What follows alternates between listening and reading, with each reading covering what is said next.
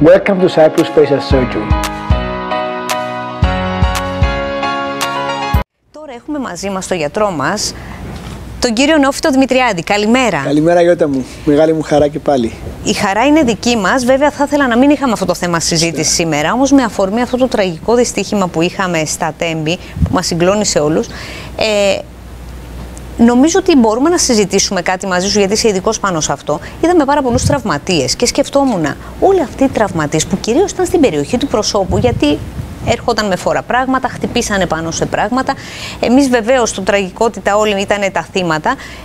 Δεν καθίσαμε να σκεφτούμε τι τραύματα σωματικά, ψυχικά είναι άλλοι γιατροί, σωματικά είναι αυτά που έχουν και πώς επιδιορθώνονται όταν υπάρχουν τέτοια τραύματα. Λοιπόν, εδώ υπάρχει ένας διαχωρισμός της τραυματιολογίας από την αισθητική, έτσι, τα οποία και συνεργάζονται και συνδυάζονται.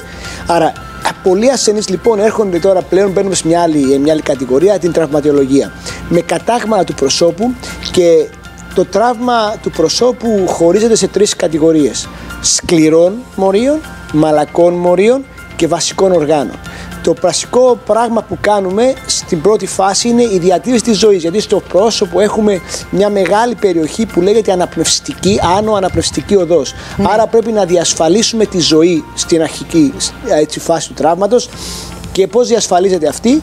Σταματάμε την αιμορραγία και διασφαλίζουμε την αεροφόρο οδό. Άρα η δικιά μας ειδικότητα είναι μια μάχημη ειδικότητα, και για ένα τραύματος στον κόσμο πάντα υπάρχουν γναθοπροσωπικοί χειρουργοί στο team για να μπορούν να διασφαλίσουν ακριβώς αυτούς τους ασθενείς. Η δεύτερη μετά αποκατάσταση είναι η αποκατάσταση πλέον των ζωτικών οργάνων του προσώπου, των νεύρων, των μυών, και μετά η αισθητική. Άρα λοιπόν μιλάμε πλέον για αποκατάσταση πρώτης γραμμής, που είναι η διατήρηση των αναπνευστικών λειτουργιών, έτσι, για να ζήσει ο άνθρωπος. Μετά η βασική αποκατάσταση ζωτικών οργάνων, και τρίτη είναι βασικά η αισθητική που έρχεται και μπαίνει σε αυτή την σειρά. Αυτό που θα τονίσω, Γιώτα μου, είναι στην τραυματιολογία πολλοί ασθενείς δυστυχώς πρέπει να μπουν σε ένα κύκλο χειρουργικών επεμβάσεων. Δεν είναι μία χειρουργική επέμβαση η οποία λύνει το πρόβλημα. Πολλές φορές είναι και μόνο μία, αλλά αυτοί οι πολυτραυματίες, έτσι, χρειάζονται μια ομάδα και χρειάζονται μια σειρά, έτσι, από αυτές τις χειρουργικές επεμβάσεις για να αποκαταστήσουμε τις βασικές λειτουργίες και την αισθητική του προσώπου. Η αποκατάσταση είναι μόνιμη ή κάποιες φορές βλέπουμε και καταλαβαίνουμε? Γιατί ξέρεις, δεν μπορείς να μπει κανένα στα παπούτσια αυτών των ανθρώπων, αλλά προσπαθούσα να σκεφτώ ότι πολλές φορές αυτοί οι άνθρωποι, ακόμα και μετά από αλλεπάλληλες, όπως είπες, χειρουργικές επεμβάσεις και αποκαταστάσεις που προσπαθούν να κάνουν, θα βρεθούν αντιμέτωποι με έναν καθρέφτη. Και αναρωτιέμαι μερικές φορές, σε αυτόν τον καθρέφτη, αυτά τα σημάδια που κυρίως είναι στην ψυχή τα σημάδια, αλλά βλέποντάς τα επανέρχονται, θα αποκατασταθούν ποτέ ή υπάρχει περίπτωση? Κοίταξε, ανάλογα με το τι κάταγμα έχουμε και τι μόρια έχουν απολεσθεί από την περιοχή, γιατί μην ξεχνάς, πολλά από αυτά τα κατάγματα, μιλάμε για κατάγματα πολλαπλά της γνάθου, για κατάγματα που μπορεί να έχει φύγει ένα ολόκληρο τμήμα, όπως η μύτη, το μάτι. Άρα πολλαπλά κατάγματα μπορούν να αποκατασταθούν πλήρως και άλλα δεν μπορούν. Φυσικά σήμερα έχει προχωρήσει τόσο πολύ η επιστήμη, και κυρίως με τη χρήση των ελεύθερων μοσχευμάτων μυοδερματικών και μυοδερματικών οστικών κρυμνών, μπορούμε να έχουμε καλύτερα αποτελέσματα. Μπαίνουμε σε μια διαδικασία πλέον της παραγωγής πλέον ιστών στα εργαστήρια, stem cells. Αυτά φυσικά είναι κάπου στο μέλλον, αλλά συμφωνώ μαζί σου ότι σε αυτή τη φάση πολλοί ασθενείς με την αισθητική μπορεί να έχουν μικρό πρόβλημα. Φασικά αυτό που προέχει σε αυτές τις αποκαταστάσεις είναι η επαναφορά της λειτουργικότητας του στοματογναθικού συστήματος, της σύγκλησης των δοντιών, της μάσησης, της ομιλίας, της αναπνοής, τριών βασικών, της όρασης και της όσφρησης, αλλά 3-4 βασικών λειτουργιών. Και φυσικά το αισθητικό παραμένει ένα κομμάτι το οποίο πάντα είναι προτέρημά μας, αλλά δεν είναι για όλους τους ασθενείς η λύση στο 100%. Φυσικά εξαρτάται και από τον ασθενή. Υπάρχουν τρόποι να βελτιώσουμε ή να αποκαταστήσουμε καλύτερα αυτούς τους ασθενείς κοντά στο 100% σε μερικές Στις περισσότερες περιπτώσεις. Νομίζω αυτή είναι και η μαγεία σε κάποιες περιπτώσεις της αισθητικής ιατρικής. Σε τέτοιες περιπτώσεις, όταν υπάρχει ένα τέλειο αποτέλεσμα, εκεί πραγματικά συνειδητοποιείς τη μαγεία της αισθητικής ιατρικής. Θέλω να ρωτήσω όμως, επειδή βλέπουμε πολλές περιπτώσεις και στο συγκεκριμένο έτσι που δυστύχημα, προσπαθώ να περνάει το μυαλό μου, αλλά πάει προς τα εκεί. Υπάρχουν και παιδιά. Είναι πιο εύκολη η αποκατάσταση στα παιδιά ή πιο δύσκολη επειδή αναπτύσσονται και οστικά? Λοιπόν, το παιδικό τραύμα έχει μια τελείως διαφορετική αντιμετώπιση και είναι μιας διαφορετικής φυσιολογικής κατάστασης ασθενής.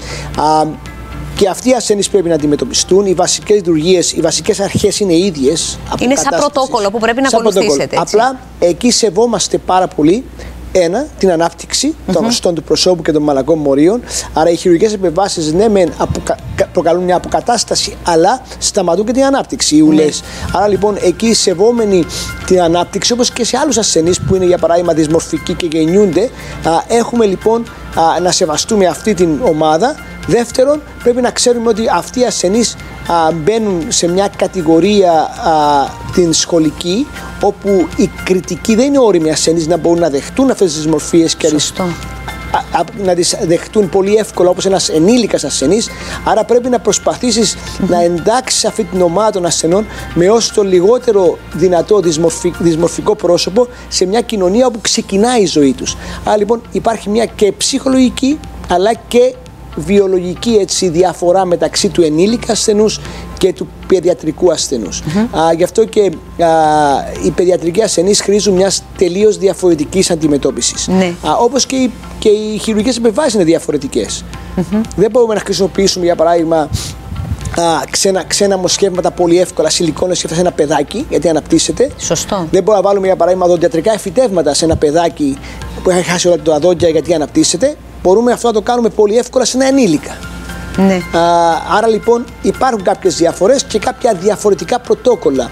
Αυτό που θέλω να τονίσω είναι ότι στη σύγχρονη ιατρική υπάρχουν οι ομάδες τραύματος και στη χώρα μας νομίζω έχει δημιουργηθεί μία, δεν είχαμε, έχει το Γενικό Νοσοκομείο Λευκωσίας, όπου όλοι οι ειδικοί απαρτίζουν την ομάδα τραύματος. Τι ωραίο και αυτό. Όλοι αυτοί με βασικό και πρωταρχικό σκοπό την αντιμετώπιση του πολυτραυματία. Έτσι έχουν ο καθένας το κομμάτι του για να μπορεί αυτός ο πολυτραυματίας πρώτα απ' όλα να ζήσει, μετά να αποκατασταθεί και αισθητικά να επανενταχθεί. Αυτές είναι οι τρεις βασικοί πυλώνες όπου εμείς δουλεύουμε σαν ομάδες τραύματος. Και εγώ θα πω ότι πραγματικά, όπως είπα και πριν, αυτή είναι η μαγεία πολλές φορές στην αισθητική ιατρική. Πραγματικά είναι, γιατί αν εμείς μπορούμε να το καταλάβουμε λίγο, αυτοί που το βιώνουν νομίζω ότι καταλαβαίνουν και πόσο σημαντικό είναι. Κλείνοντας, θέλω να κάνω μια τελευταία ερώτηση. Έχεις αντιμετωπίσει σαν γιατρός πολλά περιστατικά τέτοια, και όχι μόνο αισθητικής, αλλά και ουσιαστικά μετά από πολυτραυματίες, ατυχήματα και κυρίως ό,τι αφορά το πρόσωπο. Το πιο δύσκολο κομμάτι σας, εκτός το ζωτικό, ποιο είναι? Να σου πω, κοίταξε, σαν γιατρός, αυτό που αντιμετωπίζει τον πολυτραυματία και το στρες αλλά και η εγρήγορση στη βασική φάση, στην αρχική φάση, είναι να διατηρήσει αυτόν τον άνθρωπο στη ζωή. Γιατί πολλές φορές έρχονται άνθρωποι οι οποίοι είναι είτε πολυτραυματίες μετά από εγκάβματα, τροχαία δυστυχήματα, χάνουμε την αναπνευστική οδό. Άρα, όταν τον σταθεροποιήσεις τον ασθενή, το δυσκολότερο μετά κομμάτι είναι να προσπαθήσεις και να πεις ότι σε αυτόν τον ασθενή πρέπει να δώσω το καλύτερο που υπάρχει σήμερα. Όχι το καλύτερο που μπορώ.